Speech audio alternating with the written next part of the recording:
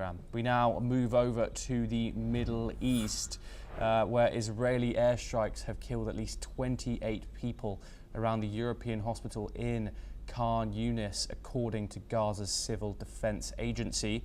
Spokesman Mahmoud Bassal confirmed that rescue crews recovered the bodies from the area. Israel's military has urged residents in multiple northern Gaza locations to evacuate immediately ahead of a planned attack. Military spokesman Avichai Aradavi warned on social media that the IDF would strike any location used to launch rockets and urged civilians to seek shelter in Gaza City.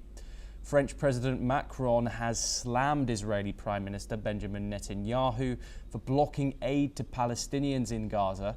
Speaking to the TF1, Macron called Netanyahu's actions unacceptable and shameful, highlighting the lack of water, medicine and access for wounded civilians and medical staff. UN Secretary Under General for Humanitarian Affairs Tom Fletcher has demanded that Israel lift its aid blockade on Gaza. Fletcher said Israel's offensive has killed tens of thousands and devastated the enclave. Let's listen in to what he said. Israel is deliberately and unashamedly imposing inhumane conditions on civilians in the occupied Palestinian territory. For more than 10 weeks, nothing has entered Gaza, no food, medicine, water or tents. The armed wing of Islamic Jihad claimed responsibility for rocket attacks on southern Israel, targeting Ashdod, Ashkelon, Serdot and other areas near the Gaza border. This comes after the Israeli military reported intercepting 2 projectiles, with a third landing in an open area. Israel's military confirmed that it had intercepted these 2 projectiles from Gaza, while a third fell without causing any damage. The incident prompted sirens in communities near the Gaza Strip, but no injuries were reported. Hostage families and former hostages freed in earlier deals marched in Tel Aviv, calling for an agreement to free all remaining hostages in Gaza and to end the war. Among the participants was Arbel Yehud, who was released in the most recent agreement after 482 days in captivity. Demonstrators urged the Trump administration to pressure Prime Minister Netanyahu to secure a ceasefire. Israeli Prime Minister announced on May the 12th that the military will enter Gaza with full force in the coming days. The United Kingdom's ambassador to the UN, Barbara Woodward, has issued a warning to Israel. Let's take a listen to it.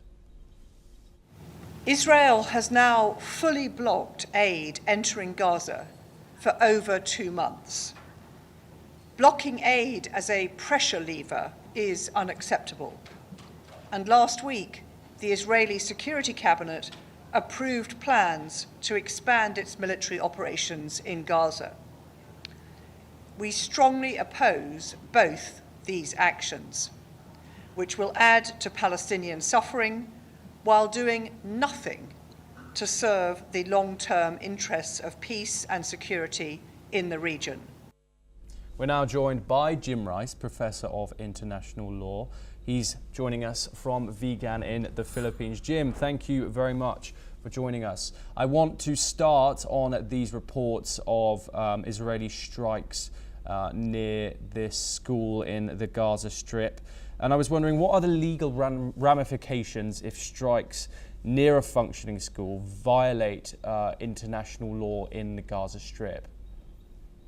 Yeah, thanks very much for having me on, Thomas. I appreciate the chance to speak out as someone who has studied and taught international law and the rules of humanitarian law.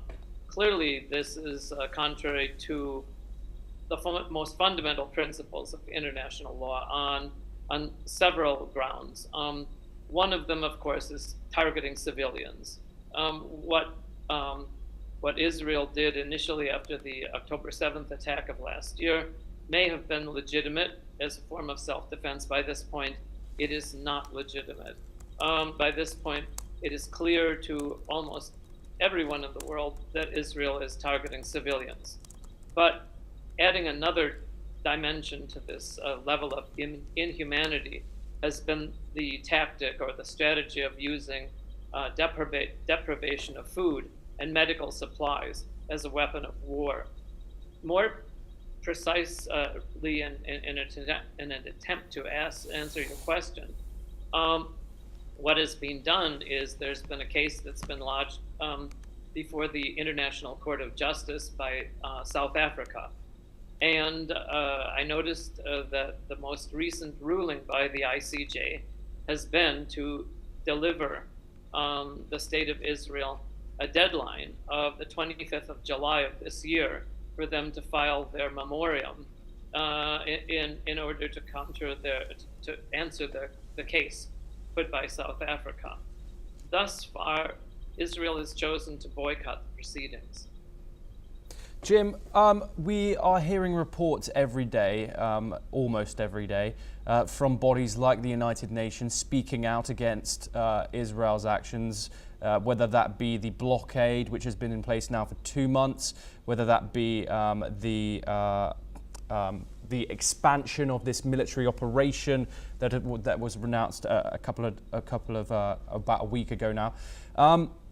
What power do associations, bodies like the United Nations have in this scenario, or do they simply speak out against these issues and try and bring more eyes to them to get international actors to act better?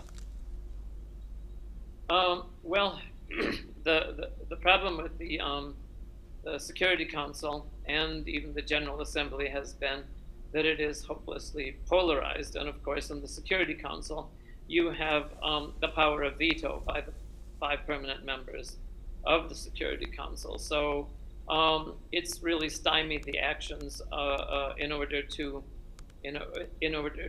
stop this war. In normal times, there have been efforts by states on the sidelines, including the European Union and the United States, to try and mediate, to try and come up with a solution. However, in the current state of affairs and following Trump's inauguration in January of this year, I see no actions whatsoever on the part of the Trump administration to try and take serious action to try and bring an end to this carnage. Jim, we've seen French President Emmanuel Macron directly calling Benjamin Netanyahu's actions shameful and unacceptable. This is where he's highlighting the lack of water and the lack of aid for access for wounded civilians. What have you made of world leaders' response to this crisis? This is actually an anomaly in regard to speaking out against Israel. What are your thoughts on the way that heads of state have reacted to this humanitarian crisis that's going on in the Gaza Strip? Well, I would say that Macron is right in this instance. Although nothing more has been done, I believe that what needs to be done is a greater unanimity on the part of the European Union and hopefully on the part of the United States. Again, as I mentioned before, I don't see it happening from this administration. Jim Rice, thank you very much for joining us on the program. Always good to get your insight. We stay in the region now.